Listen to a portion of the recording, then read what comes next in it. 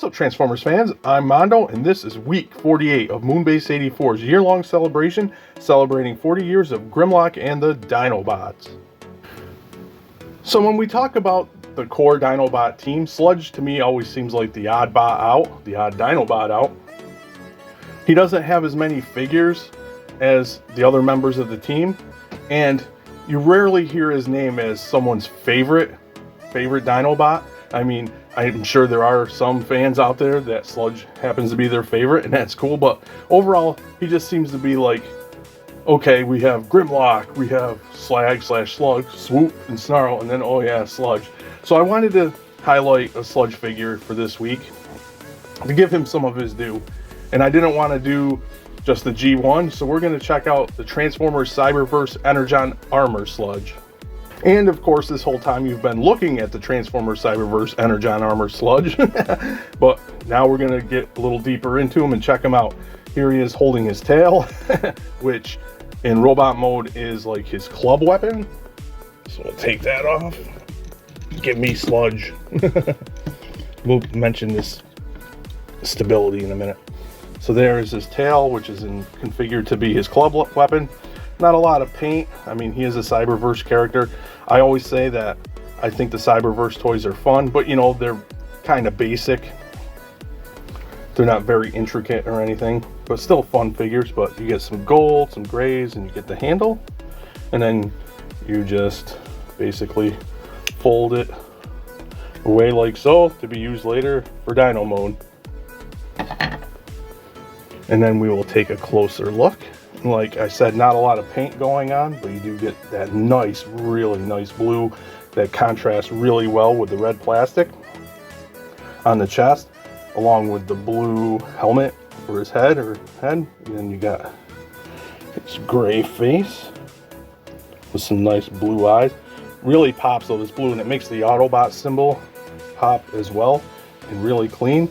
But yeah, like I said, not a lot of paint, and he's traditional Dinobot grays and reds besides that blue. Some nice sculpt work on his chest, I will say. And like here, it'd be nice if they hit these bits here with some yellow or something. You do get some sculpt work, but again, lack of paint. And you do get some paint here around the dino legs, which we'll check out closer in dino mode. Yeah, but still really decent looking Sludge for what he is. I mean, you know, he's not a studio series or a collector line, but for a kid's line, he looks all right. He is hollow in the back legs. You can see his dino head hanging, but not much more. Oop, I almost screwed everything up. He is, I will say, flimsy. His legs are on balls, and you can see it wants to not hold the weight. It holds it forward and back, just not when you do a split so much. But we will do articulation quick. His head doesn't move at all. That's because of the gimmick we'll check out in a minute. His arm does a full T, past full T, so that's cool. It rotates, has a 90-degree elbow bend, no wrist, but you do get a waist. Nice waist. But every time you do, the gimmick is okay, but when you articulate him, like when you're trying to do the waist, you want to hang on to his back. You have a tendency of wanting to, and that slides this piece, which is part of the gimmick, so kind of fiddly. He does kick that far, does the T, rotates on that ball joint, and then you get a past 90 knee because of transformation. But yeah, articulates fairly decently, especially for what these Cyberverse figures were. And again, he looks decent enough. Of course, he's missing paint, but that's a gripe, definitely. You always want your figures with paint, but you got to take into consideration this was the kids line, and in my opinion, one of the best modern kids lines that we've seen in recent years. Looking at you, Earthspark, that was pretty poor overall. There were some nice figures when they got into the deluxes and some of the Warriors, but overall, lackluster. And I almost spoiled the gimmick, so I'll be right back to reset things, and we'll check out his Energon Armor gimmick. Okay, so now we'll check out his Energon Armor gimmick, and I will say on my copy, it doesn't work usually as it is supposed to, but we will give it a go. So what you want to do, I'll do it from the side, is take the back assembly with his head and yank down, and see on mine it's fiddly and nothing happens. But what's supposed to happen is when you do that, this back clear plastic is on a spring. I said it's on a spring. See, now it doesn't even want to do, and it flips up like that. For some reason, mine never does it like it's supposed to. But here is his Energon armor, which is clear blue plastic, and it's a dinosaur head over his robot head with some armor plating. I don't know if the camera will let you see. There is some sculpt work in that clear blue plastic. But yeah, fun little gimmick. I would like it if it worked better on mine like it's supposed to. It'd be a little bit more fun. But now I'll go ahead and transform Sludge up off camera, and we will then check out his Dino mode.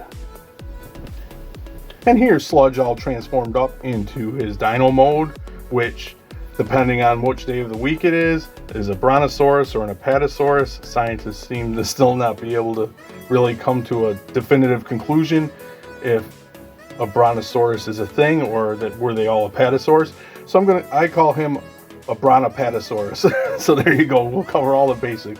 Here's Sludge in his Bronapatosaurus mode, and looking pretty cool for, you know, what he is. We have to take into context, this is the kids line. It's not a collector's line, and in that perspective, he looks pretty cool in this mode. And we'll take a closer look. Of course, he still has the grays. You got the gold head, which looks really cool with a hit of blue for the eyes. Some nice sculpt work down the long neck. I love the black, the darkish gray and the red detail in here. You got some red around his tops of his legs, some hits of gold. And of course, we saw the tail in the spear or whatever mode. And here it is in tail mode with some nice golds, with some nice little panel work and things. Definitely looks like Sludge from the cartoon, which is a good thing. Here he is from the top. Again, some nice panel work and sculpt work. Not a lot of paint, as we already talked about. That's no different for this mode. But still, a fun little Sludge. Unfortunately, not much in the way of articulation. He doesn't get a jaw. No movement at the jaw. His legs do rotate. They're on the balls because they were his robot mode arms. So they do swing out like that and swivel. And that was his elbow bend. And these were just on the side in robot mode, but they do rotate. But that's it. And that's it pretty much for the way of articulation. But again, that's fine. This was the kids line. And not collector oriented, but it does enough. And then of course we have to check out if little Jeff Goldblum can ride him, because that's one of my tests. If I like a figure or not. No, I'm just kidding. I just think little Jeff Goldblum is fun. Let's see. Get on there, little Jeff. There you go. Yeehaw! So that is the Transformers Cyberverse Energon Armor Sludge. Mouthful, like most figures these days, to get out. And when you put it into the context of what this guy's intent was, you know, a fun gimmicky little figure for a kid's line, it achieves that. Just a fun. I've often said that I find the Cyberverse toys mostly fun, and for what they are, you have to look into the context of what they are when you talk about these figures, especially if you're an older collector. But for what they are, I find them to be fun fiddle figures that you can just pick up and mess around with. Plus, of course, I'm a big Dinobot fan, so having fun little fiddle figures of Dinobots is always a plus, and Sludge definitely is in that category. He does have his downsides. I did say when you put it into perspective of what they were meant to be, but still, for me, the downsides on him are, I think his ball joints don't hold up very well. He gets very floppy. They get very loose. It was hard for me just to get him to stand up straight again. You have to hit it just right or he tends to flop. And I don't, I can only speak to my copy. The gimmick doesn't work as it should. I'm not sure if that was a problem at the time for a majority of them or not, but I can only speak to mine. My gimmick never worked properly. But taking that into context, still a fun fiddle figure, but can be finicky and sometimes a little frustrating. Still, for out of the Cyberverse Dinobots, I would say Slag is my favorite.